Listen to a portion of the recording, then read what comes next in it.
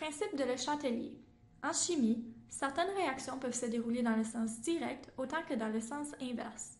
Un système à l'équilibre est un système où, en même temps, les réactifs se transforment en produits pendant que les produits se transforment en réactifs. Un bon exemple pour illustrer ce principe est une bouteille de boisson gazeuse. Les bulles que vous y apercevez sont en fait du CO2 gazeux. Dans la bouteille, le dioxyde de carbone est présent sous sa forme aqueuse, donc dissous dans l'eau, ainsi que sous sa forme gazeuse. Quand on ouvre la bouteille, la pression du système diminue. Le système réagit donc en convertissant plus rapidement le CO2 aqueux en CO2 gazeux, ce qui forme des bulles et augmente la pression. La réponse du système au changement de pression, dans le but de rétablir un équilibre chimique, est le principe de Le Chatelier. Par définition, le principe de Le Chatelier stipule que si l'on impose une modification ou perturbation à un système en équilibre, le système se déplacera vers un nouvel équilibre afin de neutraliser l'effet du changement que nous lui avons imposé. En synthèse chimique, on exploite ce principe afin de maximiser le rendement des réactions. Imaginez que le principe de Le Chatelier agit comme une balance. Par exemple, l'ajout de réactifs ou de produits à un système en perturbe l'équilibre. En ajoutant à la réaction une quantité X de réactifs, on déplacera l'équilibre vers la droite dans le sens direct et une quantité X de produits sera formée. Si au contraire, on ajoute des produits au système, la réaction inverse aura lieu et les produits seront reconvertis en réactifs afin d'atteindre un nouvel équilibre. En éliminant le CO2 au fur et à mesure qu'il est produit, nous réduisons la quantité de produits formés. L'équilibre est par le fait même débalancé. Afin de rétablir l'équilibre, le réactif, CaCO3, se dissociera plus rapidement en produits jusqu'à ce que la quantité de réactifs et de produits soit proportionnelle.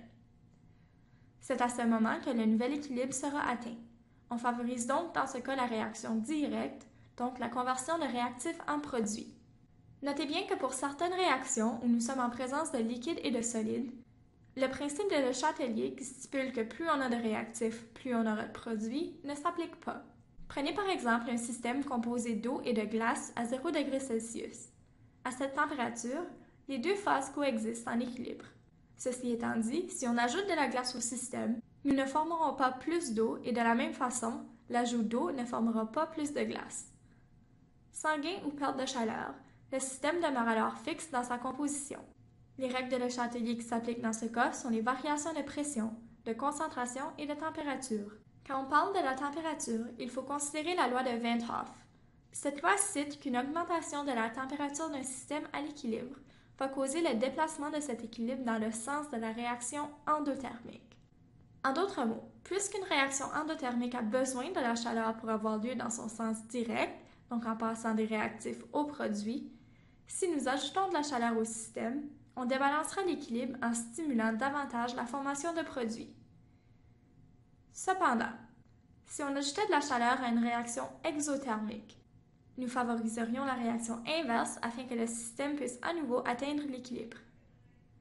Dans cette situation en particulier, soit l'interconversion de l'oxygène aqueux et de l'oxygène gazeux, ΔH est négatif. Ceci veut donc dire que la réaction est exothermique, alors la réaction libère de l'énergie ou de la chaleur. En d'autres mots, afin de visualiser le tout, nous pourrions placer la chaleur du côté des produits dans l'équation chimique. Si on augmente la température, on crée un débalancement.